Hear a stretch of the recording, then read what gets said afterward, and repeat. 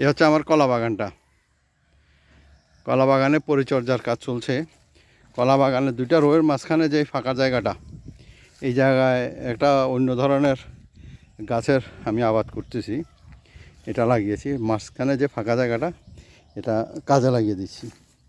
এই যে দেখুন, বীজ কিন্তু এখনও ঢাকা হয় নাই, কিছু কিছু জায়গায় দেখা যাচ্ছে।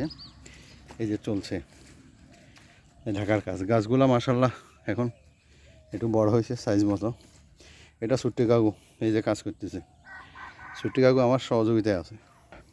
এখানে মাঝে এই যে শাক গাছও কিছু লাগানো হয়েছে, এখানেও কিছু গাছ লাগানো হয়েছে। এগুলা সবজি গাছ। পাশে আবার চারপাশে আবার জলাশয় আছে।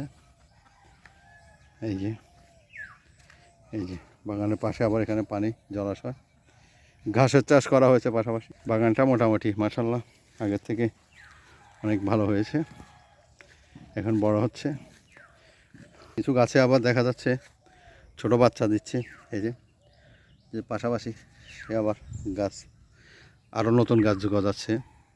একটা গাছ নষ্ট হয়ে গিয়েছে, এটা আসলে যখন লাগানো হয়েছে তখনই ছাগলে নষ্ট করছে।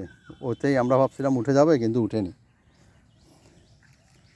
বাগানে আবার মরগও ঘোরাঘুরি করছে।